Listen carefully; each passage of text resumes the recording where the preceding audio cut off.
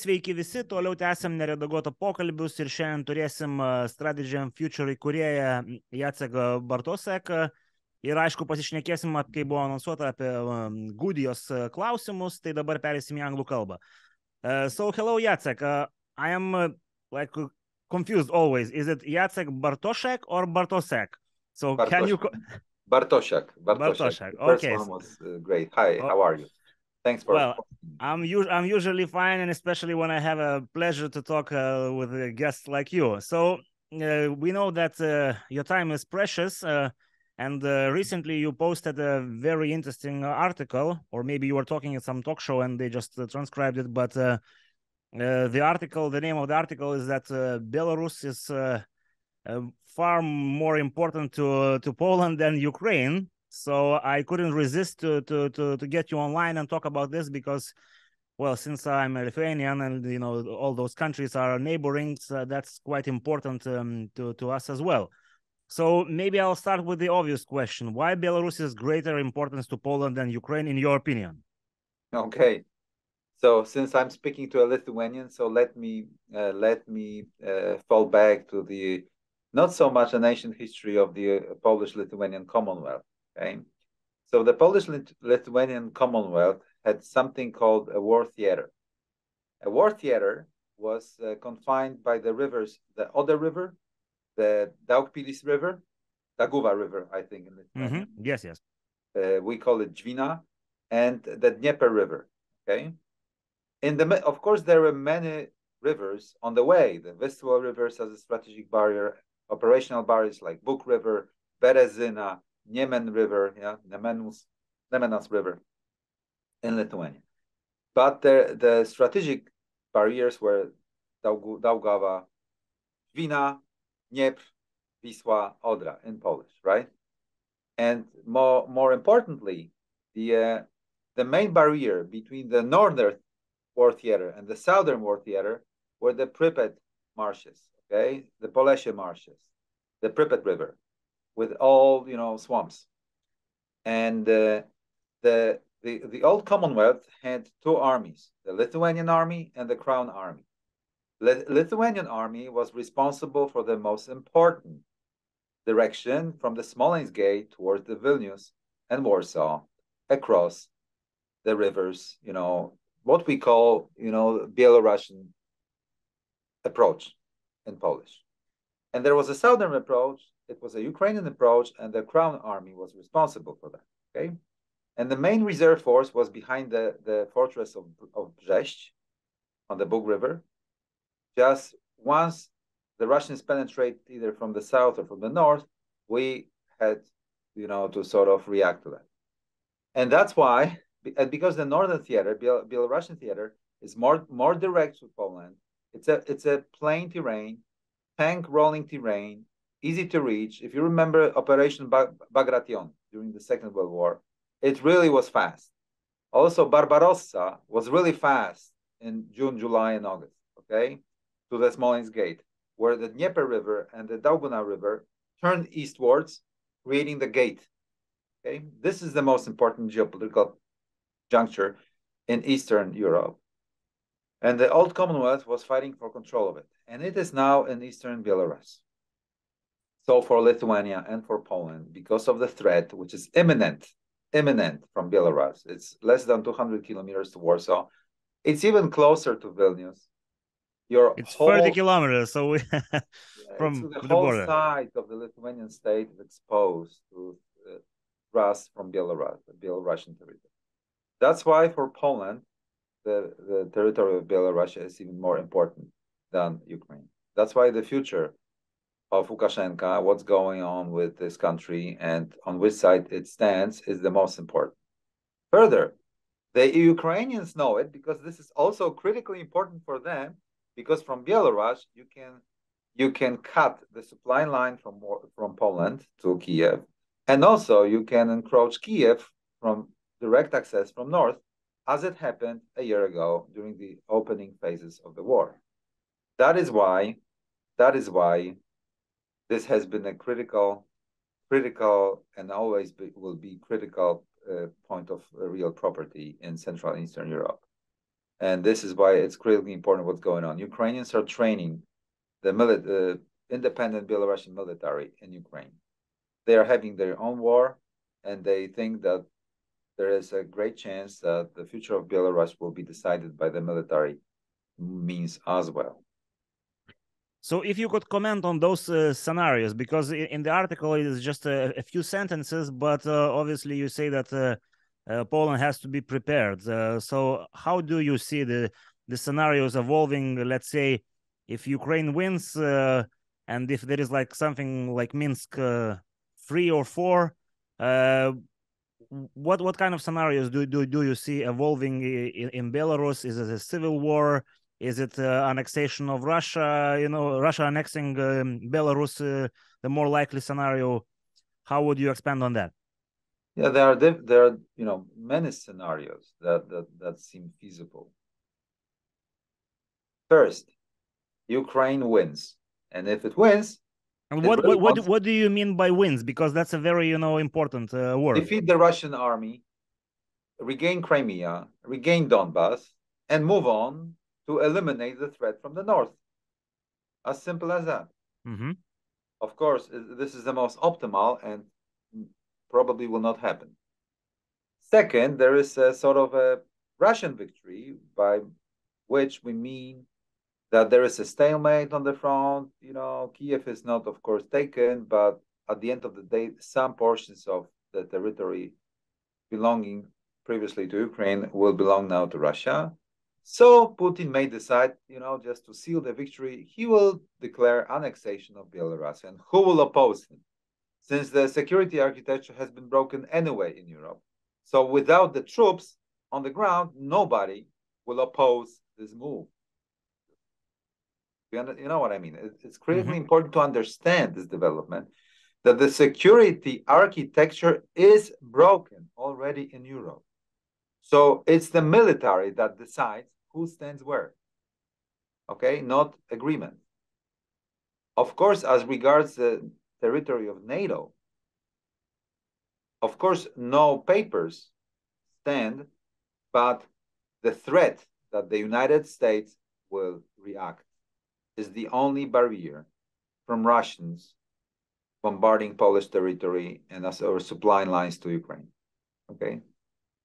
I have to ask here, are they capable of doing that in terms of what they still have, of their status of the aviation and similar? I don't know. We don't know. It depends on how well they mobilize, and nobody knows in 21st century what mobilization is going to look like. That's why, as you probably noticed, all those experts that are daily watching battlefield, basically they are guessing. They are guessing. Mm-hmm. Right? It's not certain what's going to happen. Second, usually Russians start the systemic wars badly, then they regroup, and they have resources. Their economy is doing quite well, despite sanctions. They have manpower. They have their own industry. They have raw materials. I mean, they gear up for a long war. Remember Peter the Great and the Northern War? First he lost, and then he won, and he became a European power. The Second World War, the same, okay? Napoleonic Wars. How many times Napoleon defeated the Russian imperial army? And who was seizing Paris at the end of the day, right? So, and who was at the Congress of Vienna, sitting at the main table? It was a Russian Empire. That's why we need to get ready, you see, and not believe. I think that there will be some truce or the peace, but it will be only temporary. It will be pieredyshka, just pieredyshka. Okay, so this war is about transformation of the security system of Eurasia. This is, I would even argue, this is a scalable war already unfolding. World War, scalable World War unfolding. Because the great powers cannot agree on terms on which the world operates. Okay, so here I have to ask probably China is a factor, because when we start talking about global war, we probably understand that Russia is incapable, to achieve further victories if they don't have allies, and the only allies they could look for are the Chinese, the North Koreans, Iranians. How do you see China, entering this game? Will they, supply weapons? Because we see that, Biden and Scholz are talking to the Chinese and asking them politely not to send weapons. The main tension in the world is between the United States and China. This is the main tension. And since this is the structural tension, what China will do will decide the future of the world. If China decides to open up a major Lend-Lease, the program akin to the Lend-Lease program from the Second World War, but this time around from China, which is the main industrial hub of the globalized world, the Russians may have a second chance to win. But I think that this would trigger the escalation with the United States, with all consequences in the Western Pacific, and that's why we are at the edge of the scalable world war, you see, and this is critically important to understand. It's there is an imbalance in the world. If there is imbalance, just like in the family, in the relationship, in business, you need to sort out a solution. If the solution is not found on amicable basis, then you start using force. And this is we are just at the edge of it. In Ukraine, Russia wanted to leverage its military power to have a better negotiating position in the European affairs. It backfired because Ukrainians stood the ground. Okay, so here I also have to ask about the interests of the United States in Ukraine. So obviously we hear that the supplies from US could be moving much faster if they would want that. How do you see their interest in this war? Because in the article I mentioned that I read from you, you're also saying that US is a factor which decides here. So of course, could you expand a bit on that? Of course, it's United States is simply controlling events on the ground from the Ukrainian side by providing intelligence and targeting and critical information that is at the center of gravity of the contemporary wars. Without information, you can't target, you can't shoot, you don't know where the enemy is. Plus, of course, they control the volume of supplies. And also they sort of control the volume of financial aid to Ukraine. So they control all life arteries of war. And that's good because we want Ukraine to win, but we need to realize that the Americans are in control of events. And that is why here in Central Eastern Europe, you as a Lithuanian, me as a Pole, we are preoccupied that the aid is piecemeal. Yeah, in parts. It's why don't they send all those 1,000 tanks all together? Why don't they send all fighting fighters? Why don't they send rockets, missiles to finish the guys off? Yeah. You need to answer this question. They are not sending for three main reasons. First, that the United States doesn't want to have a nuclear war with Russia. Either you want it, and it doesn't. So they won't want to have the vertical escalation. And also, United States doesn't want to have the spillover effect, horizontal escalation, so that NATO is involved in conventional warfare, Lithuania or Poland. That's why they don't move quickly on the escalation ladder of capabilities. But that attrits Ukrainians, okay, with blood. They are in the buffer, and they are being squeezed in those structural forces. But in this way, United States is regaining world peace, sort of. I mean, stabilizing the system, and is winning the war piecemeal, okay, with Russia. Also, United States is achieving their geopolitical objectives by grinding down the Russian military and limiting the Russian influence on the European peninsula, and most importantly, by cutting off the cooperation between Germany, France, and Russia. So they are removing the continental threat to the United States Euro-Atlantic approach to the European affairs, okay? which is natural in Vilnius, in Warsaw, in Bucharest, but not so much in Berlin and in Paris, who would like to cooperate with Russia over many issues, including raw resources. And they are not on the same page with the Washington D.C. folks on decoupling from China, on China things and so on. So the war in Ukraine is just squeezed between those structural forces and pressures. Okay. Mm-hmm. So you mentioned nuclear threat. Lots of analysts say that it's off the table, but I see that you don't consider that off the table. Yeah, I mean, Russia is still a nuclear power. And I think there was a moment when they were thinking about it in early autumn 2022. But Chinese told them not to do it. And that, for sure, derailed Russian thinking. Second, there are many opinions in the expert circles in Anglo-English-speaking world that the tactical weapons, nuclear weapons that Russians are having are not in a very good technical state. So even if used, Putin may not be confident that they're going to work properly, okay? And there might be a blamage, and sort of a major, a major, how to say that in English properly, losing face. Something went wrong. The guy sent nuclear weapons and it didn't work, sort of.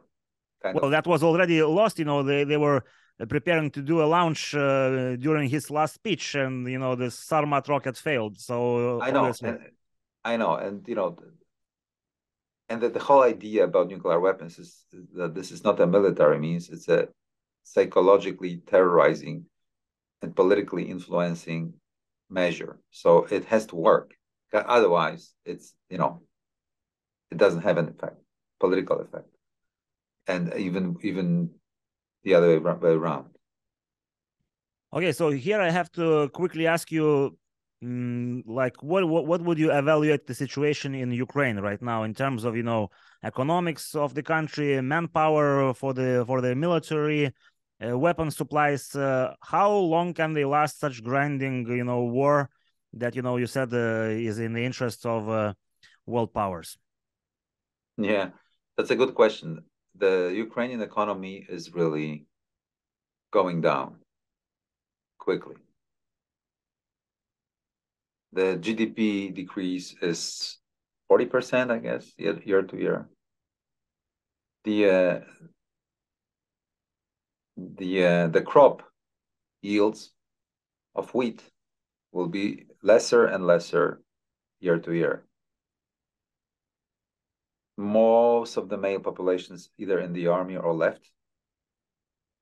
So there is no tax foundations for sustaining the military effort. Ukraine is entirely dependent on the aid from the West, financial aid. Also, it lost major cities, major industrial plants, either destroyed or occupied. It's in a horrible state. So even if we sign the peace, we need to think about the peace, how to win the peace. So Ukraine has to be provided with the means and the capabilities to restore its statehood. That's why it's not enough to defeat the enemy in the field. The framework of peace must be structurally sound. So I guess here comes, Poland into picture. How do you see the further development of, the ties and economic ties, and the whole political ties, Kiev, Warsaw? What are the scenarios here? Of course, the Americans will be deciding, but there is a possibility that Poland will be at the negotiating table of the peace agreement. And we will also provide some security guarantees to Ukraine. Poland is, as you notice, heavily buying military stuff. We want to field the most competent land force across Europe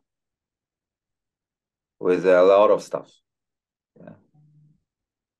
And that means we will be thinking about the military alliance with Ukraine. That's my opinion. But it's an anathema in Poland. You can't say it because, you know, the politicians are still thinking in terms of NATO and stuff. But at Strategy and Future, we tend to speak a bit about it. That, you know, let's open up the minds. Maybe we will need to force the military alliance with Ukraine in the future under the American nuclear umbrella, so that extended deterrence guarantees. And that's why we are feeling the force to deter Russia, to create the force that can really defeat the Russian military in the field. Okay, so since I see that our time is running, you know, to an end, I want to ask a few more questions about the Belarus. So, one which is very interesting and probably is not understood, you know, at all in the West is the so-called opposition of Belarus that we have, and it's stationed in Lithuania. And I'm talking about Svetlana Tikhanovskaya, and it's not recognized by Kiev, but it has meetings, you know, with the White House leaders and all across Europe. What kind of role, you know, the opposition is playing in Belarus? Is there such thing as opposition in Belarus politically? I mean, and why the status of this opposition is much different in Poland, Vilnius, and Kiev? Of course, there is opposition. There are various groups, and so on and so forth. But, you know, given the fact that there is a war in Ukraine that will decide the fate of all countries of the Intermarium, you know, between the Black Sea and the Baltic Sea, I think Ukrainians, for example, already know that it's about the military power that will decide. And this is why fractions of the Belarusian opposition are seeking contacts with the Ukrainian military, just to have this sort of how to say that, the bond with the Belarusian independent military in Ukraine. I think this is the most important thing. And what will happen if the power of the Lukashenko regime will start to crack? But of course, I'm not talking on behalf of the Polish government or any official, you know, agency. Just as a full disclosure, I'm talking as a private citizen here from Strategy and Future think tank. Okay, because this is a very delicate, politically sensitive issue in Poland. Okay, so the last question, probably let's get back to the ideas world, and the question is from our Patreon. What kind of ideas could bring Belarus closer to Poland than it is, you know, to Russia at the moment in terms of... It's very simple. Russia must be defeated in field by the Ukrainian military, and then it has to be removed from Belarusian state. Its military must withdraw. And we need to reshuffle, reorient the strategic flows of the Belarusian economy, so that you know, they have some enterprises that have European markets, Polish markets. Our banks can penetrate. They open up their economy. We open up their ports to their flows. I mean, their products, resources that they need, and so on and so forth. And we reorient their economy from the Russian to the Western side. As simple as that. Of course, we would need to spend a bit of money, and it takes an effort, but it's doable.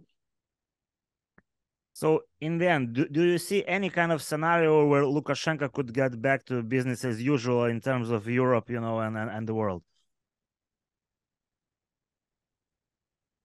I think that Lukashenko is such a flexible player that I wouldn't be amazed. Of course, I'm joking, or half joking a little bit, that even if Putin collapses, Ukraine wins, Lukashenko will be claiming that he has always been a Democrat. But this clique around him was always a chauvinist dictatorship, and he was fighting them all the way. And now he can emerge as a real pro-Western leader with his, you know, close, close guys, and, you know, and so on and so forth. So this is the type of a man, okay? This is the type of a man. And yeah, so he, we know I think that he also in this sends out, he also sends out the such messages as well. Okay, Jacek. So it was a pleasure to have a quick chat with you. Obviously, maybe someday we will have, you know, a chance to sit down in Warsaw and have a longer chat about this region. That will be, you know, our goal as a podcast when we visit Kiev, not Kiev, Warsaw. So once again, we had Strategy and Future founder Jacek Bartosiak. So thank you for taking your time. Thank you very much for having me on your show. That was great. Take care. Thank you. And thanks everyone who are watching. See you in the next Let's Talk Europe episode.